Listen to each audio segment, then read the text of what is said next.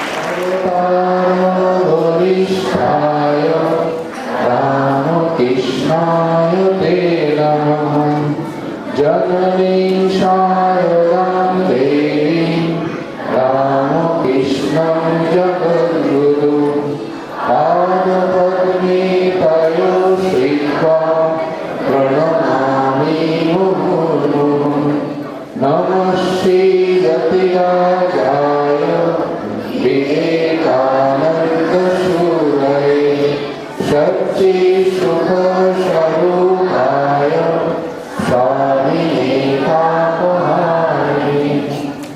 আজকের এই পূর্ণ লগ্নে আমাদের পরম সৌভাগ্য, আমরা যারা এই স্টেজের মধ্যে উপস্থিত আছেন, তোমরা কল্পনা করতে পারবে না এনারা সারা জীবন ধরে তোমাদের মতো কত ছাত্রছাত্রীকে জীবনে দান করিয়ে প্রতিষ্ঠিত করেছে। সেই রকম আমি প্রথমে সর্বপ্রথম সশ্রদ্ধ প্রণাম নিবেদন করি ঠাকুরমা স্বামীর চরণে, দিগুণাতীতানন্দীর চরণে, এবং আমাদের মধ্যে আছেন শ্রীমৎ স্বামী সুবর্ণানন্দজি মহারাজ। আমাকে খুব স্নেহ করেন এবং সেই স্নেহের আবিষ্টে উনি যখনই ডাকে উনি আসেন। ওনার প্রচুর কাজ কলকাতা রামকৃষ্ণ মিশন স্কুলের কালচারে যারা যান দেখেন, অত বড় প্রতিষ্ঠান থেকে তিনি এসেছেন। দীর্ঘদিন ধরে নরেন্দ্রপুর রামকৃষ্ণ মিশনের শিক্ষকতা এবং বহু ছাত্রকে তিনি তৈরি করেছেন। তার শ্রীচরণে প্রণাম জানাচ্ছি। আছেন শিক্ষা দীক্ষায় সমবেত আরেকজন গুণী মহারাজ, শ্রীমৎ স্বামী জ্ঞানালোকানন্দজি মহারাজ।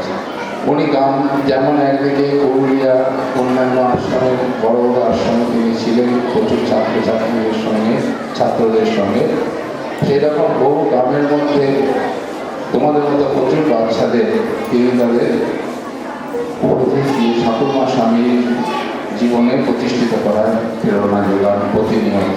তাকে আমরা প্রণাম জানাচ্ছি। আছেন বিশিষ্ট শিক্ষাবিদ শক্তি প্রসাদ বিশ্ব মহাশয়, তিনি আমাদের মধ্যে উপস্থিত হয়েছেন। দীর্ঘদিন পুরুলিয়া উনি শিক্ষকতার সঙ্গে যুক্ত ছিলেন। বর্তমান কলকাতা রামকৃষ্ণ মিশন স্কুল কালচারে তিনি একজন গবেষক হিসেবে আছেন এবং সেখানে আমাদের অনেক সাহায্য করেন এই রামকৃষ্ণ মাওলা আশ্রমের জন্য। তাকে আমরা ভক্তিপূর্ণ শ্রদ্ধা প্রণাম নিবেদন করছি।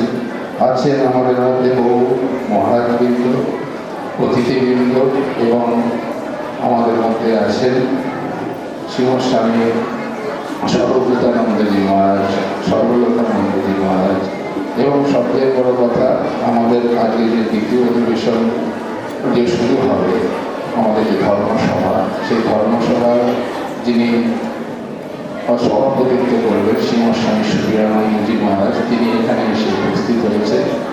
তার সকল মহারাজদের চরণে প্রণাম নিবেদন করে এই উৎসব যাতে সুন্দরভাবে দিগুণাতীতানন্দজির চরণে নিবেদন করতে পারি এবং আমরা সকলে ঠাকুরমা স্বামীজির ভাবকে গ্রহণ করে ছাত্রছাত্রীবৃন্দ সতেজ মন্ত্র পাঠ করবে, প্রথমে বাংলায় তারপরে ইংরেজিতে। ছাত্রছাত্রীরা চলে এসে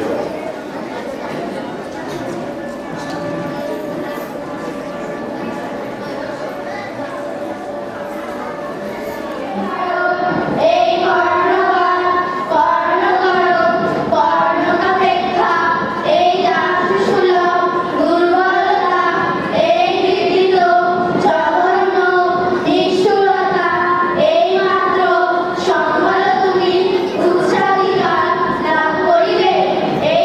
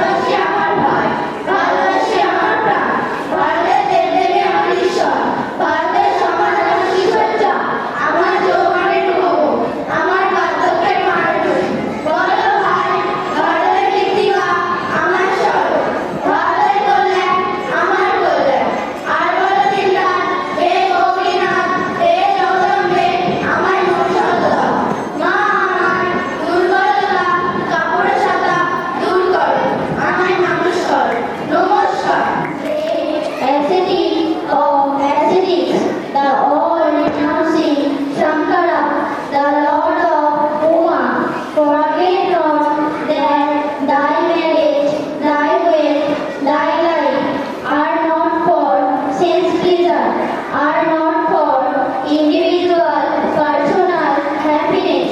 Forget not that thou art born as a sacrifice to the mother's altar. Forget not that thou ocean water is but the reflex of the infinite universal motherhood. Forget not that thou lower classes, the ignorant, the poor, the illiterate, the sweeper, the cobbler, are thy flesh and blood, thy brothers. Thou brave, one be bold, take courage, be proud that thou art an Indian, and proudly proclaim, I am an Indian. Every Indian is my brother. Say, the ignorant Indian, the poor and destitute Indian, the Brahmin Indian, the Pariah Indian is my brother. Thou too can be but a red ground, thy lion, and proudly proclaim at the top of thy voice, the Indian is my brother, the Indian is my life. India's God and goddesses are my God. India's society is the cradle of my infancy, the wizard garden of my youth, the sacred heaven, the Varanasi of my old age. Say, brother, the soil of India is my highest palace. The wood of India is my good, and repeat and play day and night. O thou Lord of glory, O thou Mother of universe, vouchsafe manliness unto me. O thou Mother of strength, take away my weakness, take away my unmanliness, and make me a man. Thank you.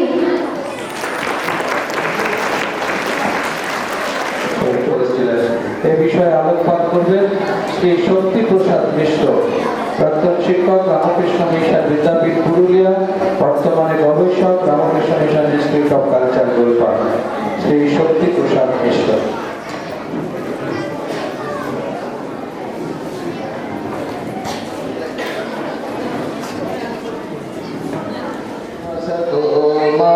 सद्गमय मनसो मा ज्योतिर्गमय मृत्योर्मा अगतं गमय ॐ शान्ति शान्ति शान्तिः हरिः ॐ। আজকে এই পুণ্যতিথিতে আমন্ত্রণের জন্য আশ্রমের অধ্যক্ষ মহারাজ স্বামী দিব্যরূপানন্দজি মহারাজকে সশ্রদ্ধ কৃতজ্ঞতা প্রণাম জানাই। এই অধিবেশনের সভাপতি শ্রীমৎ স্বামী সুপর্ণানন্দজি মহারাজকে এবং অত্যন্ত বিশিষ্ট বক্তা পূজনীয় শ্রীমৎ স্বামী জ্ঞানলোকানন্দজি মহারাজকে এবং আমাদের সামনে উপস্থিত পূজনীয় সন্ন্যাসী বৃন্দ, আপনাদেরকে প্রণাম জানাই। অতিথিবৃন্দ, শিক্ষক শিক্ষিকা, আপনারা যারা এখানে রয়েছেন আপনাদেরকে সশ্রদ্ধ নমস্কার জানাই। এবং ছাত্রছাত্রী যাদের জন্য আজকের এই অনুষ্ঠান আয়োজন করেছেন এই আশ্রম, তোমাদের প্রতি আমাদের স্নেহ, শুভেচ্ছা এবং ভালোবাসা জানাই। আমাদের যে মূল বিষয় সেটি লেখা আছে real student life according to Swamiji দৃষ্টিতে সত্যিকারের ছাত্র জীবন। এটি ঘটনা যে ছাত্র জীবন আর জীবন গঠন আর চরিত্র গঠন এ মোটামুটি সমার্থক, এবং বস্তুতপক্ষে এই চরিত্র বলে বলিয়ান হয়ে প্রাচীন ভারতবর্ষ পৃথিবীর দৃষ্টিতে প্রণম্য দেবভূমি ছিল। এই কথাটা কেবলমাত্র কথার কথা নয়, খুব সম্প্রতি একটা বই বেরিয়েছে, বইটির নাম হচ্ছে the golden road, how ancient India transform the world. এই গবেষণামূলক বইটি লিখেছেন একজন স্কটিশ ঐতিহাসিক উইলিয়াম ডাবলিনকার। এই বইয়ের মূল বক্তব্যটা কি? বইয়ের মূল বক্তব্য হলো যে ওনার নিজের ভাষায় India was two everything that happened in ancient world. প্রাচীন পৃথিবীতে যা কিছু হয়েছে, উন্নয়ন হয়েছে জ্ঞান বিজ্ঞানের দিক দিয়ে বা অন্যান্য যে কোনো দিক দিয়ে, তার মূলে কিন্তু ভারতবর্ষ। এবং তিনি গবেষণা করে সিদ্ধান্তে এসেছেন যে কথাটি সেই সময়কার অনেক মনীষীরাও বলেছেন, সেটা হচ্ছে এই যে Indians were known for their wisdom. আরেকটা অদ্ভুত কথা বলেছেন যেটা অন্তত আমি একটু চমকে উঠলাম। সেখানে উনি বলছেন, অবশ্যই প্রমাণ দিয়ে, যে the first country to have কালটিভেটেড science is India. বেশ, এই যে প্রাচীন ভারতবর্ষ ধনী ছিল এবং জ্ঞানী ছিল, তার কারণটা কি? তার কারণটা তিনি একদম প্রথম বাক্যে এখানে বলে দিয়েছেন। সেটি বলছেন যে পৃথিবীর নানা বিভিন্ন মতাবলম্বী মানুষ, বিভিন্ন দেশের মানুষ, তারা এক বাক্যে the land they most admire is India, যে দেশটিকে সবচেয়ে বেশি তারা শ্রদ্ধা করে সেই দেশটির নাম হচ্ছে ভারতবর্ষ। কেন? তার কারণ হচ্ছে উনি বলছেন যে ভারতবর্ষের ছাত্রছাত্রীদের মধ্যে চরিত্র গঠন ব্যাপারটা সবচেয়ে বেশি গুরুত্ব দেওয়া হতো। চরিত্র গঠন বলতে কি বোঝানো হচ্ছে? বলা হচ্ছে যে সংযম বিদ্যা, সেই সংযম বিদ্যার বিশেষ অনুশীলন হতো এবং সেই সংযম বিদ্যায় যারা সফল হতেন তারা সব দিক দিয়েই অত্যন্ত কার্যকরী ভূমিকা গ্রহণ করতেন। জ্ঞান বিজ্ঞান সব দিক দিয়ে অগ্রগতি ভারতবর্ষে ছিল। তার কারণ আমাদের শিক্ষা ব্যবস্থায় এই সংযম বিদ্যাটি সবচেয়ে গুরুত্বপূর্ণ। তবে এই যে সংযম বিদ্যা আমরা এটা শুনলাম, এটা কি সত্যিই তাই? এই একটা ধারণা নিয়ে স্ট্যানফোর্ড ইউনিভার্সিটি আমেরিকাতে একটা গবেষণা হয়েছে। কি গবেষণা? গবেষকের নাম হচ্ছে একজন মনোবিজ্ঞানী, তার নাম হচ্ছে ওয়াল্টার মিশেল। তিনি কি করলেন, 10 জন 4 বছরের বাচ্চা ছেলে মেয়েকে জড়ো করলেন, করে তারপরে বিভিন্ন রুমে, আলাদা আলাদা রুমে তাদেরকে বসিয়ে দিলেন। বসিয়ে দিয়ে প্রত্যেকের হাতে একটা করে প্লেটে মার্শমেলো বলে একটা খুব টেম্পটিং মিষ্টি দিয়েছিলেন, যে মিষ্টি দেখলেই বাচ্চা ছেলেরা সঙ্গে সঙ্গে খেয়ে নেওয়ার চেষ্টা করে। তিনি করলেন কি, প্রত্যেকের প্লেটে বিভিন্ন রুমে, এক একটা রুমে ওই যে ছেলে মেয়েদের কাছে গিয়ে বললেন যে তোমরা ইচ্ছে করলে এই মার্শমেলো মিষ্টিটা খেতে পারো, কিন্তু 10 মিনিট অপেক্ষা যদি তোমরা করো তাহলে তোমাদেরকে আরেকটা মিষ্টি দেওয়া হবে। এবার তাদের মধ্যে কি প্রতিক্রিয়া হয় সেটা দেখার জন্য একটা বিশেষ ব্যবস্থা করা হয়েছিল, ওটা রেকর্ডিং করা হলো। কি দেখা গেল? দেখা গেল যে 10-12 জনের মধ্যে 2 জন তারা যেই ওই মনোবিজ্ঞানী ওই কথাটা বলে চলে এসেছেন, সঙ্গে সঙ্গে মুখে পুরে দিল এবং খেয়ে নিল। এবং দেখা গেল যে কয়েকজন তারা স্ট্রাগল করছে, একবার ওইটার দিকে তাকাচ্ছে, একবার বলছে না, অন্যদিকে তাকাচ্ছে, হয়তো জানলার দিকে দেখছে, দেওয়ালের দিকে দেখছে, কেউ কেউ আবার গুনগুন করে গান করছে, ওই প্রলোভনের হাত থেকে বাঁচার চেষ্টা করছে, কেউ কেউ আবার একটু পায়চারি করছে। 2 জনকে দেখা গেল যে তারা একদম শান্ত হয়ে বসে আছে, মার্শমেলো প্লেটে আছে, কোনো ব্যাপার না, শান্ত হয়ে বসে আছে। তারপরে কি হলো, দেখা গেল যে ওই 2 জন তো আগেই শেষ করে নিয়েছে, কয়েকজন একটু আবার খাওয়ার চেষ্টা করবে, তা খুলে একটু চেটে আবার রেখে দিয়েছে। যাই হোক, এরকম একটা মজার ঘটনা। এরপরে 14 বছর বাদে ওই মনোবিজ্ঞানী ঠিক করলেন, আচ্ছা এই যে 10-12 জন বাচ্চা ছেলে মেয়েদের মধ্যে এক্সপেরিমেন্ট করা হয়েছিল, ওরা এখন কোথায় আছে, কিভাবে আছে, where do they stand? তো সেটা জানার জন্য তিনি করলেন কি, তাদের স্কুলে গেলেন, বাবা মায়ের সঙ্গে কথা বললেন, আর পাড়া প্রতিবেশীদের কাছ থেকেও ওই যে ছেলে মেয়েগুলো যাদের বয়স এখন 18 বছর তাদের সম্বন্ধে তিনি সমস্ত ইনফরমেশন নিলেন। কি দেখা গেল, যে 2 জন সামান্য সংযম দেখাতে পারেনি, প্রলোভনে রোগের শিকার হয়েছে, সঙ্গে সঙ্গে খেয়ে নিয়েছিল, ওই দুজন স্কুল ড্রপ আউট, তারা স্কুলের গণ্ডি বেরোতে পারলো না।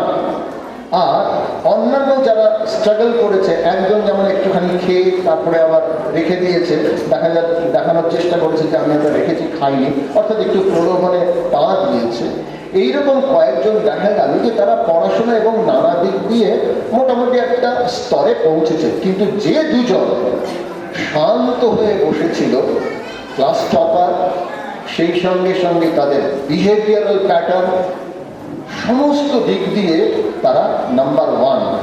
কোনো রকমভাবে যে সমস্ত সমস্যা হয় সেই সমস্যার শিকার হয় না, সব সময় অত্যন্ত সংযতভাবে যে সমস্ত সমস্যা আছে তাদের মোকাবিলা করে, এরকম দেখা গেল। বেশ, এই যে আমরা একটা তথ্য পেলাম, বিরাট জমি আছে, তো সেখানে তিনি দেখছেন যে কয়েকটা গর্ত আছে। তার সঙ্গে যিনি ছিলেন হোস্টার, তাকে জিজ্ঞেস করছেন যে আচ্ছা, এই যে গর্তের ওদিকে একটা ফ্ল্যাগ আছে দেখছি, এটা কি?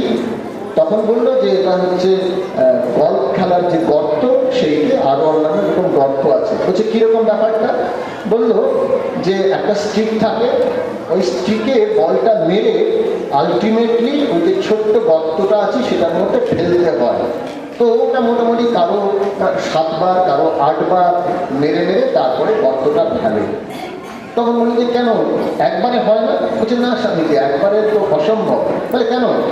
আমি যদি একবারে ফেলে দিতে পারি? বলছে একবারে হয় না স্বামীজি, বিশেষ করে আপনি তো প্রথম জানছেন। বলছে বেশ, তুমি স্টিকটা নিয়ে এসো। তখন স্টিকটা নিয়ে আসা হলো, বলটা নিয়ে আসা হলো।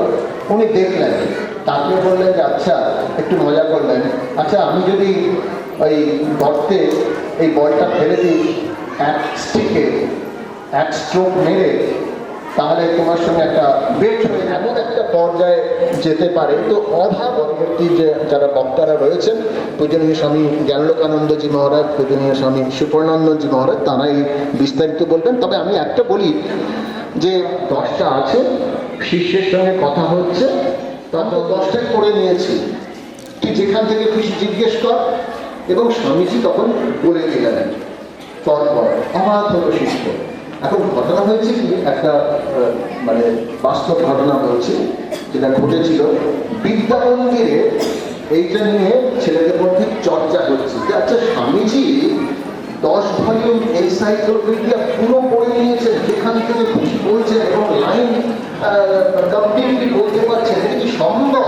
এটা আমার মনে হয় বাড়াবাড়ি। এরকম একটা আলোচনা আমরা, এখানে একটা পুকুর আছে, পুকুর ধারে বসে কয়েকজন কলেজ ছাত্ররা আমরা নিজেদের আলোচনা করছি। এবারে উপরে ওয়ারেন মহারাজ ছিলেন, স্বামী অচ্যুতানন্দজি মহারাজ। তিনি তখন শুনলেন, তিনি তখন সেদের ডাকলেন।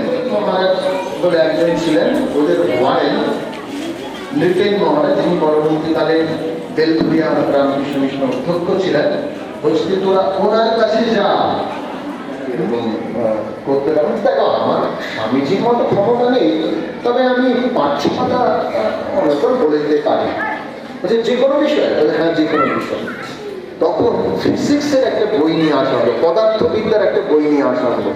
পদার্থবিদ্যার বই নিয়ে এসে তারপরে মহারাজকে দেওয়া হলো। চোখটা খুলে পর 6 পাতা উনি পড়ে গেলেন, দেখে গেলেন। দেখে যাওয়ার পর আবার চোখ বন্ধ করলেন, চোখ বন্ধ করে না, তারপরে স্তম্ভিত হয়ে গেল যে মহারাজ ফিজিক্সের যিনি ইতিহাসের, তোমরা যারা ছাত্রছাত্রীরা এখানে বসে, তোমরা সোজা হয়ে বসবে। অধ্যক্ষ মহারাজ তোমাদের অনুষ্ঠানের শুরুতেই একটা কথা বলেছিলেন যে চীন, অস্ট্রেলিয়া ইত্যাদি নানা দেশে, আমাদের দেশে তো সম্ভব নয়, তার কারণ 552টা পলিটিক্যাল পার্টি আছে, একজন একদল করলে আরেক দল চাচাবে। কিন্তু আমাদের নিজেদের স্বার্থে এই বিষয়টা বিশেষভাবে সচেতন থাকতে হবে। এই বিষয় পরবর্তী বক্তা শ্রীমৎ স্বামী জ্ঞানলোকানন্দজি মহারাজ বলবেন। আমি এখানে শেষ করছি। ধন্যবাদ, নমস্কার।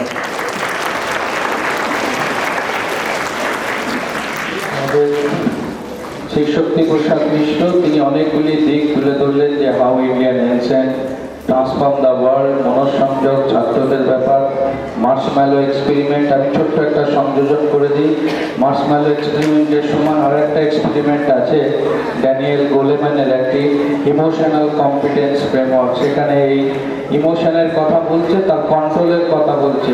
পাশ্চাত্যে গবেষণা হয়েছে আর তার সমাধানের সূত্র হচ্ছে স্বামী বিবেকানন্দ। তার জন্য তিনি গল্প বললেন, এনসাইক্লোপিডিয়ার কথা বললেন। স্বামীজির জীবনে মনঃসংযোগের এইরকম উদাহরণ অজস্র আছে, তোমরা বই পড়বে। ছোট্ট সবার স্বামীজি পড়লেই তার মধ্যে দেখে অনেক গল্প আছে। তো সেই শক্তি প্রদান বিশ্বকে আমরা আন্তরিক কৃতজ্ঞতা জানাই তার এই সুন্দর মনোপ্রবাসনের জন্য। এরপর বক্তব্য রাখছেন স্বামী জ্ঞানলোকানন্দজি মহারাজ, সম্পাদক, Ramakrishna mission, Vivekananda ancestral house and cultural centre. Maharaj বলবেন যথাযথ পড়াশোনার গুরুত্ব। আমাদের এই অধিবেশনটির মূল উদ্দেশ্য হচ্ছে স্বামীজির আদর্শে ছাত্র জীবন। মহারাজ আলোকপাত করছেন যথাযথ পড়াশোনার গুরুত্ব। পূজনীয় মহারাজ। ওম নমো ভগবতে রামকৃষ্ণায়। ভগবান শ্রী রামকৃষ্ণদেব, যুগ জননী সারদা দেবী, যুগাচার্য স্বামী বিবেকানন্দ, ত্রিগুণাতীতানন্দজি মহারাজের চরণে আয়োজন করে আমাকে আসার দুর্লভ সুযোগ করে দিয়েছেন। এর আগেও এসেছি, অনেক কৃতজ্ঞতা। অন্য সাধু ব্রহ্মচারী ভাইদের অনেক অনেক শুভকামনা জানাচ্ছি, প্রীতি নমস্কার আদি জানাচ্ছি। সত্যিবাবুকে অনেক অনেক শ্রদ্ধা নিবেদন করছি। সঞ্চালক মহাশয়কে অনেক অনেক শ্রদ্ধা। অন্য অভিভাবক অভিভাবিকা, সুধী সজ্জন মণ্ডলী, শিক্ষক শিক্ষিকা যারা রয়েছেন তাদেরকেও শ্রদ্ধা নিবেদন করি, শুভকামনা জানাই। আর ছাত্রছাত্রী ভাই বোনদের অনেক অনেক শুভেচ্ছা জানাচ্ছি। ছাত্ররা কথা বলতে ভালোবাসে, তোমরা আমার দিকে তাকাও। তোমরা কথা বলতে ভালোবাসো তো? আমার সঙ্গে কথা বলবে এবারে। তোমরা রাজি কিনা বলো? বলো, speech is silver but silence is gold. Gold মানে সবাই জানো তো? বলে দাও, গোল্ড মানে কি? সোনা। আর সিলভার মানে রূপো। রূপোটা বেশি দামি, তাই তো? ও, আমি ভুল বলছি? ঠিক বলেছ। তাহলে কোনটা বেশি দামি? সোনা, তাই তো? এবারে তুমি যদি ভালো কথা বলো সেটা মূল্যবান। সেটা কেমন মূল্যবান? ভালো কথা বললে সেটা রূপোর মতন মূল্যবান। কিন্তু তুমি যদি সাইলেন্স মানে কি, চুপ করে থাকতে পারো, নীরব থাকতে পারো, তাহলে সেটি বলা হচ্ছে আরো বেশি মূল্যবান। সেটি হচ্ছে সোনার মতন মূল্যবান। তাহলে আমরা চেঁচামেচি করবো না, কথা শুনবো? তোমরা শিখতে চাও, জানতে চাও, বুঝতে চাও? কখন শিখি কখন শিখি না বলো? You learn nothing while you are talking। মানে কি? ইউ লার্ন নাথিং, তুমি কিছুই শিখবে না। while you are talking, যখন কথা বলবো শিখতে পারবো না। তাহলে কোনটা ভালো? কথা বলা ভালো না শোনা ভালো? যে যত ভালো শুনতে পারবে তত ভালো শিক্ষা হবে। মনে থাকবে তাহলে? এবারে আরেকটি জিনিস, তোমাদের সবাই বলে তোমরা যখন বড়দের প্রণাম করো কি আশীর্বাদ দেন? বাবা মানুষ হও, মা মানুষ হও, তাই তো? তোমরা সত্যি মানুষ হতে চাও? যখন এরকম বড়রা বলবেন বাবা মানুষ হও, মা মানুষ হও, তুমি বলতে পারো আমি তো মানুষ আছি, মানুষের যা কিছু থাকার কথা, চোখ, কান, নাক, হাত, পা সবই আমার আছে, আর কি হলে মানুষ হবো? দেখে বড়রাও ঘাবড়ে যাবে, তাই না? কিন্তু এটা দুর্ভাগ্য আমাদের। কি করলে আমরা মানুষ হই? আমাদের পূর্বপুরুষরা বলে গেছেন। তোমরা জানতে চাও? ঠিক তো? আমার সঙ্গে বলবে, বলো জ্ঞানশীল, নীতি ধর্ম, তপ বিদ্যা দান, সপ্তশীলে মনুষ্যত্ব, জানিও সন্ধান। বলা হয়েছে 7টা গুণ থাকলে মানুষ, তা না হলে আমরা মানুষ হতে পারি না। কোন গুণগুলো থাকলে মানুষ হই? আবার বলো। জ্ঞানশীল, নীতি ধর্ম।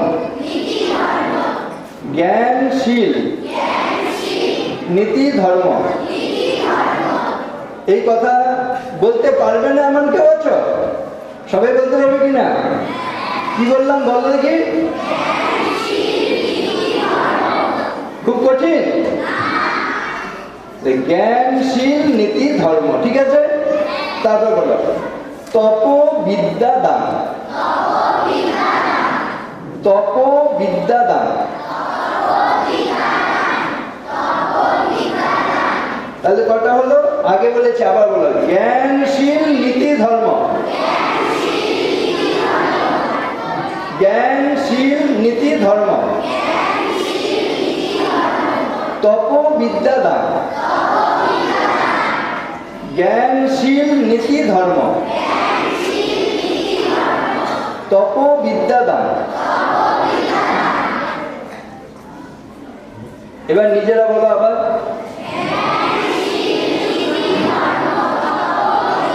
নীতি ধর্ম, তপ বিদ্যা দান, সপ্তশীলে মনুষ্যত্ব, জানিও সন্ধান। জ্ঞানশীল, নীতি ধর্ম, তপ বিদ্যা দান। এই 7টা বিষয়ে আমরা একটু কথা বলছি। ভালো আচার হলে এক থালা খেয়ে নেওয়া যায়, ঠিক কিনা? তেমনি আমাদের যদি আচার ভালো হয়, সদাচারী হই, তাহলে আমার তোমার হয়তো অনেক বিদ্যা বুদ্ধি নেই, ধন সম্পদ নেই, শুধু ব্যবহার ভালো হলে দেখবেন সব ঘাটতি পূরণ হয়ে যায়। বলো আচার পরম ধর্ম। আচার পরম তপ। আচার পরম জ্ঞানম। আচারা কিং ন সাধ্যতে। মানে কি? আচার ইমোরা। একটুখানি কাকা সামনে কিন্তু বললাম জ্ঞানশীল, নীতি, তারপর বললাম ধর্ম। ধর্ম বলতে স্বামীজি বলছেন ধর্ম হচ্ছে এমন একটি ভাব যা পশুকে মানুষে এবং মানুষ মনে থাকবে। তাহলে তপস্যা করবো, পরিশ্রম করবো, অধ্যবসায় করবো, আর বিদ্যা লাভ করবো, আর দানশীল হব। আচ্ছা, যে চেয়ারটায় বসে আছো তুমি তৈরি করেছো? যে পোশাক পরে আছো তুমি তৈরি করেছো? যে খাবার খেয়ে বেঁচে আছো তুমি তৈরি করেছিলে? যে ঘরে বসে আছো তুমি তৈরি করেছো? আমি তৈরি করেছি? দেখো, এগুলো না হলে আমাদের চলছে না। এগুলো সব গ্রহণ করতে হবে, তবে আমরা বাঁচতে পারবো। কিন্তু শুধুই নেব, সবসময় হাত পাতে ভিক্ষুক না। ভিক্ষুকের জীবন সফল হয়? ভিক্ষুকের জীবন সফল হয় না। যদি আমি তুমি শুধু জগৎ থেকে নিয়ে যাই, তাহলে আমরা ভিক্ষুক ছাড়া কিছু নেই। কিন্তু তাহলে কি করতে হবে? কার জীবন সফল? বলো জীবনে যাবৎ আদানম স্যাৎ প্রদানম ততোধিকম ইত্যেষা প্রার্থনা अस्माकं भगवान পরিপূর্ণতা। হে ভগবান, হে ঈশ্বর, হে আল্লাহ, তুমি আমাদের এই প্রার্থনা পূরণ করো। জীবনে বাঁচার প্রয়োজনে আমরা সমাজ থেকে যা কিছু গ্রহণ করছি, বেঁচে থাকতেই সমাজকে যেন তার চেয়ে বেশি ফেরত দিতে পারি। তাহলে যা জগৎ থেকে নেব তার চাইতে বেশি জগৎকে ফেরত দেবো, মনে থাকবে? তাহলে আমরা সত্যিকারের মানুষ হলাম। মানুষ ইংরেজি জানো তো? বলে তাড়াতাড়ি ম্যান, তাই তো? কি করলে ম্যান হবো বলো? M for morality, A for ability, N for nobility. তাহলে মোরালিটি মানে নৈতিক জীবন ভালো করবো, অ্যাবিলিটি মানে সামর্থ্য লাভ করবো, নোবিলিটি মানে উদার হবো। আবার শেষ করে মানে একেবারে যেটা শুরু দিয়ে আবার সেটাই শেষ করছি। আবার বলো, জ্ঞানশীল, নীতি ধর্ম, তপবিদ্যাদান, সপ্তশীলে, মনুষ্যত্ব, জানীয় সন্ধান। দেখি কে বলতে পারবে? একজন তাড়াতাড়ি হাত তোলো। জ্ঞানশীল, নীতি ধর্ম, তপ বিদ্যাদান। বলবে? বলো। হ্যাঁ, নীতি ধর্ম, বাহ, একদম চলে সোজা মঞ্চে এসে উপহার নিয়ে যাও। জ্ঞানশীল, নীতি ধর্ম, তপ বিদ্যাদান, সপ্তশীলে, মনুষ্যত্ব, জানীয় সন্ধান। তাহলে 7টা গুণ থাকলে মানুষ হবো। বলো, জ্ঞানের চর্চা করব। বলো, জ্ঞানের চর্চা করব। ভদ্র হব, নীতিপরায়ণ জীবনযাপন করব, ধর্ম জীবনযাপন করব। তাহলে জ্ঞানশীল, নীতি, তপস্যার জীবনযাপন করব, বিদ্যা লাভ করব, দানশীল হব। ঠিক আছে, নমস্কার। হাতে কলমে শিখিয়ে দিলেন। আশা করি সব ছাত্ররা ছাত্রীরা এটা তোমাদের জীবনের একটা মন্ত্র হয়ে গেল। এবং যে ছাত্র আজকে মহারাজের আশীর্বাদ পেল সেও বড় হবে। এই আমরা ঠাকুরমা স্বামীজি ত্রিগুণাতীতানন্দজি মহারাজের চরণে আমরা তার নিজের বাড়ি ছিল কলকাতায়, আপনারা সব জানেন, বা ছোট ছোট ছেলেরা মেয়েরা নয়। আমরা সেই উদ্দেশ্যে তাকে আমরা প্রণাম জানানোর জন্য এখানে সমাবেত হয়েছি।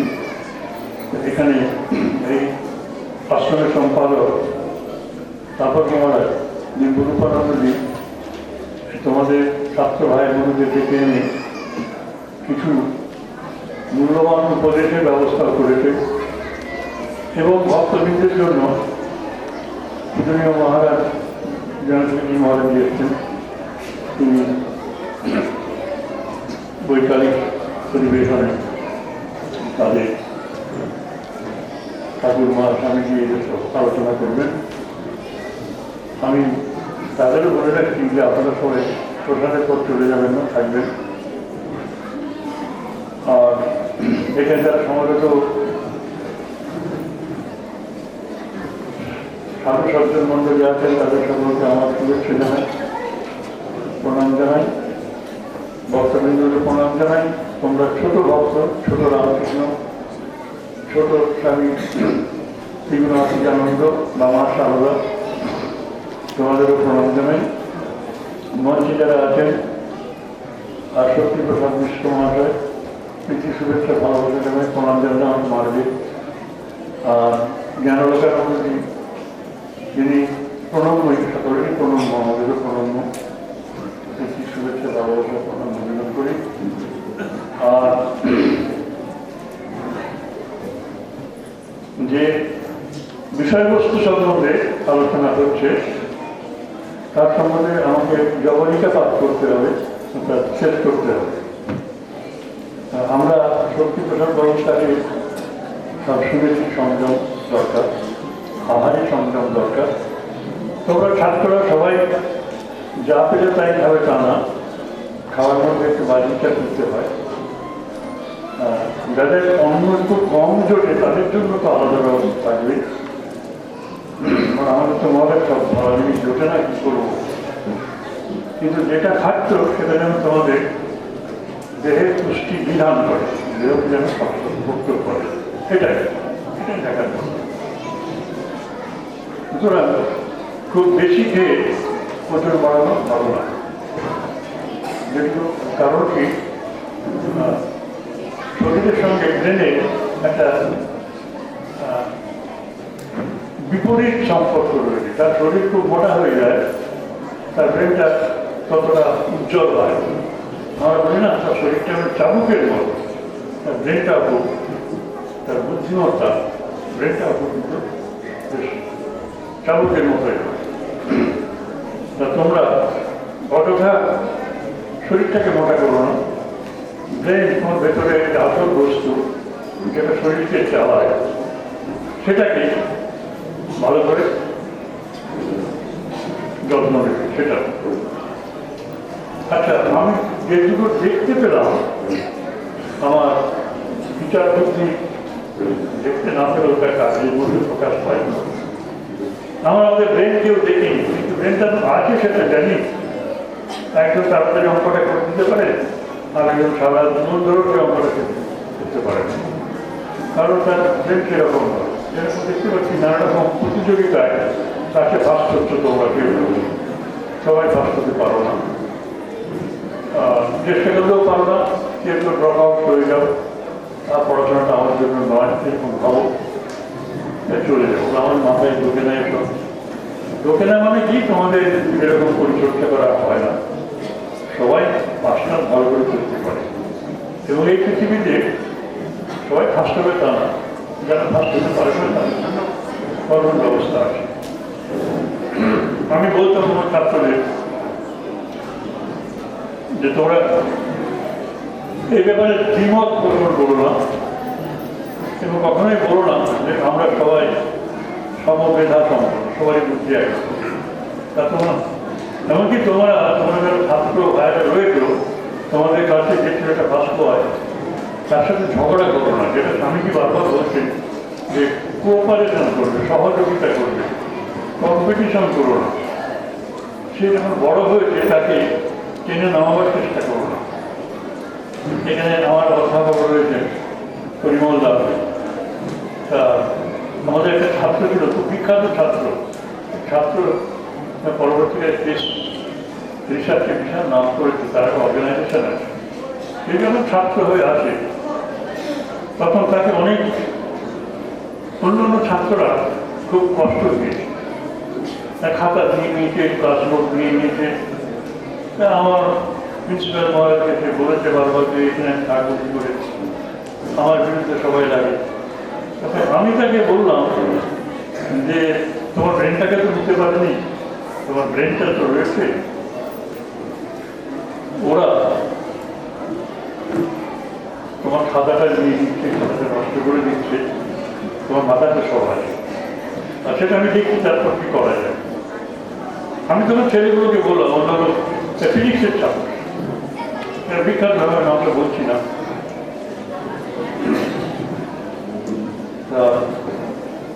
অন্যান্য ছেলেদের থেকে আমি বললাম যে তোমরা ওর কাছে তো লেখাপড়া শিখতে পারবো, সে তোমাদের শেখাতে পারে, এবং শেখাতে পারে না মানে উইদিন 2 months একটা প্রমাণ হাতে চলে এলো। আমাদের এক্সিবিশন হচ্ছে, তার চেয়ে 2 বছরের সিনিয়র ছেলেরা, ফিজিক্সের ছেলেরা, তারা একটা এক্সিবিট করে, তারা একটা প্রদর্শনী করেছে। প্রদর্শনী করে তারা ফল পাচ্ছে না, কানেকশনটা হয়েছে, নকল রেডিও তৈরি করছে, তারা নিজেদের একটা তৈরি করেছে। তা প্রয়োজন হচ্ছে তারটাকে খুব বড় লম্বা করতে হবে, তারা তাদের পর তারা যোগ করে করে করে করে নিয়ে যাচ্ছে চতুর্দিকে, অনেকটা বড় বড় করে। যত বড় করছে তখন কথাগুলো শোনা যাচ্ছে। তা ওরা একটা ভালো একটা এক্সিবিট, ভালো একটা প্রদর্শনী। তারপর হঠাৎ আমাকে একজন ছেলেকেও, এখন তো বিখ্যাত ছেলে, ফার্স্ট হয়েছিল, সারিয়াতে পড়ে, ও ফার্স্ট ইয়ার। তখন তাকে গিয়ে বলতে, ভাই আমরা এই সমস্যার সমাধানটা করতে পারছি না, তুমি তো করে দেবে। কি হয়েছে বলে এই হয়েছে, তার থেকে লম্বা করতে হবে, তো এরকম করছেন কেন, যাও ওইদিকে টেলিগ্রামে তাদের সাথে যোগ করে দাও।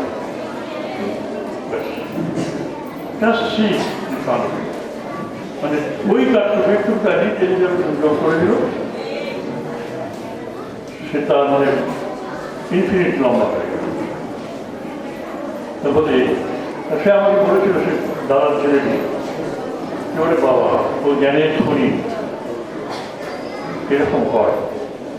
তোমাদের যারা ফার্স্ট হয় আছে বুঝলে, তার সাথে ঝগড়াঝাটি না করে তার থেকে লেখাপড়াটা শেখো। আমাদের নরেন্দ্রপুরে এইটা বেশি করে হতো। হয়তো একটা প্রশ্ন উঠে যে স্কুলে হতো, কলেজে হতো, খুব ভালো ভালো ছেলে আছে, এই অঙ্কটা হচ্ছে না, মাস্টারমশাইও বলেছেন যে দেখে আসবো, আমি দেখে আসবো, ঠিক বুঝতে পারছি না। 5-6টা ছেলে এখন দিকে পড়লো একটা টেবিলের উপরে, এগুলো হয় সবাই একসাথে থাকলে এবং এই কালেকটিভ ব্রেনটা এসে যায়। তোমরা স্কুলে যখন পড়াশোনা করবে, যারা তোমাদের চেয়ে একটু ভালো, যেগুলো সাথে অত ইংরেজিতে তুমি বুঝতে পারছো না, তোমাদের কাছে একটা ছেলে খুব ভালো ইংরেজি লেখে, কেন লেখে? তার বাবা ডাক্তার, কাকা প্রফেসর, তার কাছে তারা পড়ে, সে ছেলেটি পড়ে। তোমাদের কেউ নেই, তোমাদের বাড়ির দিকেও লেখাপড়া থাকে না, তাকে তার পিছনে না লেগে তাকে বলতে হবে যে হ্যাঁ এখানে এটা কেন হলো ভাই, বলে দেবে। পারস্পরিক বোঝাপড়াটা খুব দরকার লেখাপড়া।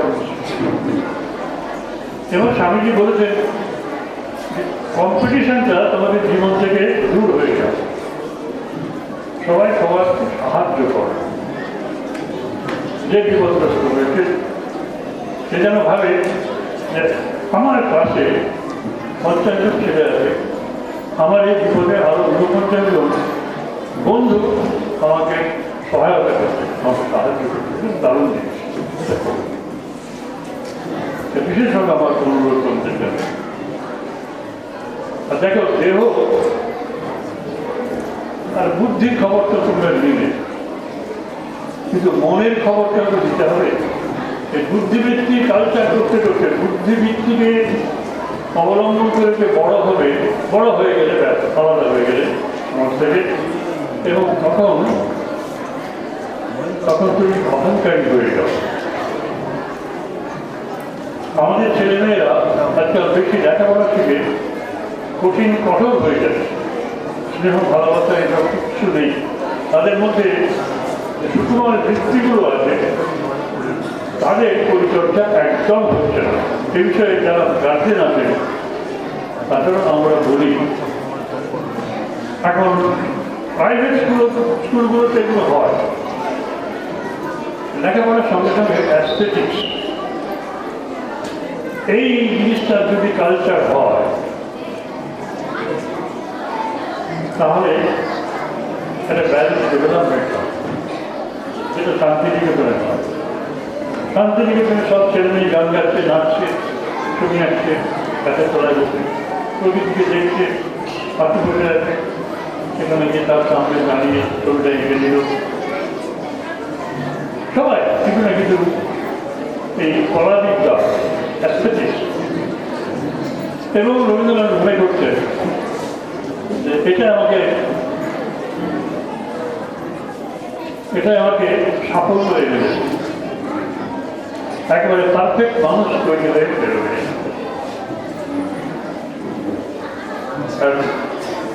তোমরা মহাত্মা গান্ধীর নাম শুনেছ। মহাত্মা গান্ধী রবীন্দ্রনাথের শান্তিনিকেতন দেখতে গেলেন, শান্তিনিকেতন থেকে অবাক। তিনি প্রতিবাদ করলেন গুরুদেবকে, গুরুদেবী বলছেন, তিনি শুরু করেছিলেন এই কি হচ্ছে, ছেলে মেয়ে একসাথে আছে, মোরালিটিগুলো চলে যাচ্ছে, মোরাল শিক্ষা, নীতি শিক্ষাগুলো হচ্ছে না।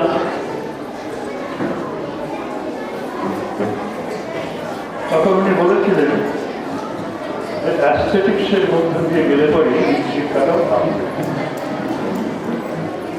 তাদের জীবনে অনেক সময় তারা খুঁজে পাবে, তখন এটা নিয়ে কি করবে ভাবতে পারে না। তখন একটু ছোটখাটো এই মোবাইল নিয়ে ঘুরবে, এখানে যাবে সেখানে যাবে, বেড়াতে যাবে, তা না, একসাথে গান গাইবে, ছবি আঁকবে, নাচবে, এসব করবে। তার কাছে অ্যাস্থেটিক্সটা রবীন্দ্রনাথের কাছে একটা বিশাল ভূমিকা নিয়েছে। কঠিন কঠোর মনগুলোকে একটু নরম করা দরকার, মনের খাবার দেওয়ার দরকার। মন এগুলো চায়। ব্রেন চাচ্ছে কঠিন কঠোর হতে, মন সেটাকে কন্ট্রোল করে। সেজন্য কথাই আছে, একটা ছোট্ট একটা ছড়া রয়েছে, আমরা ছোটবেলায় পড়েছিলাম, যদি জোটে মরে একটি পয়সা, ফুল কিনে নিয়ে হয়ে অনুরাগী। যদি জোটে দুটো না, যদি জোটে মরে একটি পয়সা, খাদ্য কিনিও, খাবার কিনিও, খাদ্য কিনিও উধার লাগে। খাওয়াটা থাকে দরকার, একটা পয়সা এলে খাবে। দুটো যদি জোটে তবে অর্ধেকে ফুল কিনে নিও এই অনুরাগী। 2 পয়সা যদি জোটে তাহলে 1 পয়সার খাবার খাবে, 1 পয়সার ফুল কিনে নেবে। এখানে ফুলের ছড়াছড়ি, লোকে বলবে বাগানে শুধু ফুল ফুটিয়ে, এখানে ফুল ফুটবে না যদি, এখানে ফুল ফুটবে না যদি মদের দোকান হবে? অদ্ভুত ব্যাপার। একটা খরচ এরকম শোনা গেছে, আমাদেরও শুনিয়েছে, ব্রিটিশারদেরকে শুনিয়েছে অপচয়। এরা মনুষ্য সমাজে বাসের উপযোগী নয়। তোমরা ফুল গাছ লাগাবে, প্রত্যেক বাড়িতে একটা করে গাঁদা ফুলের গাছ, অন্য কোনো গাছ, সিজনাল ফ্লাওয়ার্স তো রয়েছে, বড় পারমানেন্ট জবা গাছ লাগাবে, গাছ ফুলে ভরে থাকবে, খুব দরকার। কারণ কি, বাজারে বিকায় ফলতণ্ড, সে শুধু বিকায় দেহের ক্ষুধা, আর হৃদয় প্রাণের ক্ষুধা নাচে ফুল, দুনিয়ার মাঝে সেই তো ক্ষুধা। মনের খাবারটা দিতে হবে। আমাদের বর্তমান শিক্ষা ব্যবস্থায় অ্যাস্থেটিক্সের কোনো মূল্য নেই। যদি গান শিখতে চাও, যদি খেলাধুলা করতে চাও, যদি গান শিখতে চাও, ছবি আঁকতে চাও, নাচতে চাও, অন্য জায়গায় গিয়ে তোমাকে শিখতে হবে। প্রাইভেট কিছু ব্যবস্থা করছে, কিন্তু এই একপেশে শিক্ষা এটা চলছে। এর থেকে অভিভাবককে দেখতে হবে এটা ব্যবস্থা করার জন্য। তা এই মনের খাবারের পর ধ্যানের সংযমটা দরকার। আত্মার কাছে এক হয়ে যাবে, গভীর ঘুমে সবার সঙ্গে এক। গভীর ঘুমে তখন তোমার দেহ নেই, মন নেই, বাবা নেই, মা নেই, স্কুল নেই, লেখাপড়া নেই, কিচ্ছু নেই। তুমি তখন কে? 5-6 ঘন্টায় যখন ঘুমোচ্ছ, তখন তুমি যে অবস্থায় আছো সেটাকে আমরা বলছি চৈতন্য অবস্থায়। এই মনকে যদি তুমি চুপচাপ করতে পারো, ধ্যান করবার নাম, যেমন শক্তিদা বললেন, শক্তিবাবু আমাদের শিক্ষক, প্রাক্তন শিক্ষক বললেন, তোমরা ধ্যানকে একটু চোখ উঠে প্রাণায়াম করো, নিঃশ্বাসটা নিতে নিতে দেখো কি হয়। তুমি তো খেলাধুলা করে এসেছো, খেলাধুলা করে ক্লান্ত, হাত পা ধুয়ে জল খাবার খেয়ে মাকে বলতে, মা আমি এখন 1/2 ঘন্টা আমি একটু এই ঘরের করে বসে থাকবো, আমাকে তোমরা কেউ বাধা দিও না, আমার ঘরে ঢুকবে না। ঘোড়া দেখিনি, হাতি দেখিনি, তবু বলেছে হাতি, ছবিতে দেখেছি স্যার, না দেখ হাতির উপর নিচ্ছ, পাখির উপর রচনা নিচ্ছ, পাখি দেখেছ, মানুষের উপর রচনা লিখতে দিয়েছে? তোমাদের কেউ দিয়েছেন? মাস্টারমশা করেনি? আপনাদের দিয়েছেন? আমরা কেউ করি। কারণ মানুষ সব জিনিসের ডেফিনেশন দিয়েছে, মানুষ নিজের ডেফিনেশনটা বাদ রেখেছে। এটাকে স্থিতি, এটা জল, স্থিতি, অফ, তেজ, মরুক, ঘুম, সব জিনিসের ডেফিনেশন আছে। এটা ঘড়ি, এটা মাইক্রোফোন, প্রত্যেকের প্রপার্টি আছে। তার জন্য ফিজিক্সে তোমরা করো properties of matter, properties of matter পড়ো। এইরকম তোমাদের ক্লাস 7-এর এক ছাত্র, সে মাস্টারমশাইকে চমকে দিয়েছিল, তিনি পড়াচ্ছিলেন প্রপার্টিজ অফ ম্যাটার, আর থার্ড ল পড়াচ্ছেন নিউটনের অ্যাকশনস অ্যান্ড রিঅ্যাকশনস। কি বলবে যে sir this is your action, what reaction you want. আমি অভিজ্ঞভাবে আমি যে সবার সঙ্গে এক, সেই ভাব ধ্যানের মাধ্যমে, সমাধির মাধ্যমে জীবনে আসে।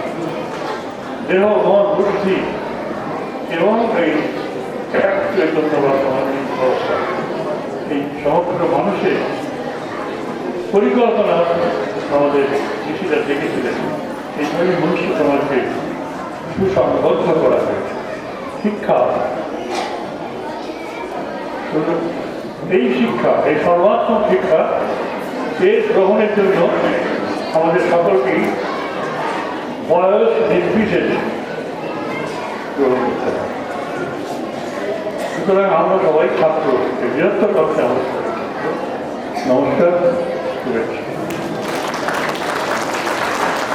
অসন্তোষের কারণ বলে একটি প্রবন্ধ লিখেছিলেন, তাতে বলতে গেছেন শিক্ষা সম্পর্কে।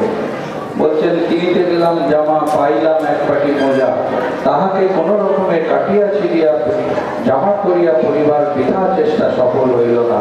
অর্থাৎ শিক্ষার যে অপূর্ণতা, সেই লর্ড মেকালে 1835 সালে যে সমীক্ষা করে ব্রিটিশ পার্লামেন্টে বললেন যে ভারতবর্ষকে যদি দখল করতে হয় তাহলে এদের যে নীতি শিক্ষাটাকে বাদ দাও, ধর্মবোধটাকে বাদ দাও। আর ব্রিটিশরা যে শিক্ষা পদ্ধতি করলেন, যেটা রবীন্দ্রনাথ লিখে গেলেন অসন্তোষের কারণ, আর বঙ্কিমচন্দ্র লিখলেন তার প্রবন্ধ বাবুল, ঠিক সমসাময়িক প্রায় কিছুটা কম বেশি সময়ের মধ্যে, সেখানে শিক্ষার একটা অপূর্ণতার কথা বলছেন। আর এই যে পাশ্চাত্যের প্রভাব আর প্রাচ্যের হচ্ছে তার থেকে সমাধান। প্রাচ্যের থেকে কি পেতে পারি সেটা আমাদের এই তিনজন বক্তা, সম্মানীয় শ্রী শক্তিপ্রসাদ মিশ্র তিনি বললেন, তারপরে জ্ঞানলোকানন্দজি মহারাজ বললেন এবং সর্বশেষে শ্রীমৎ স্বামী সুবর্ণানন্দজি বললেন।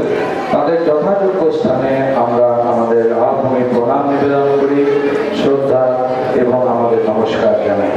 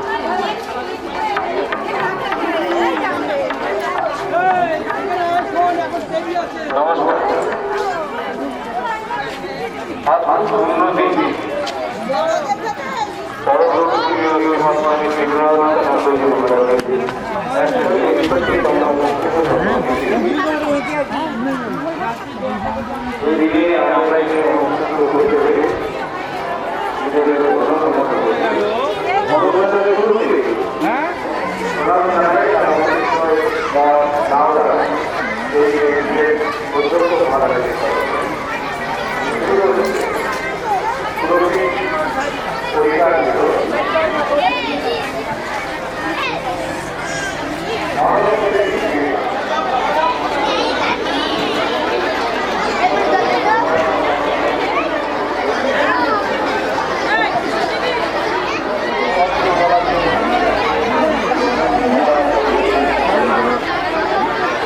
সামনে যাবেন না, সামনে যাবেন না।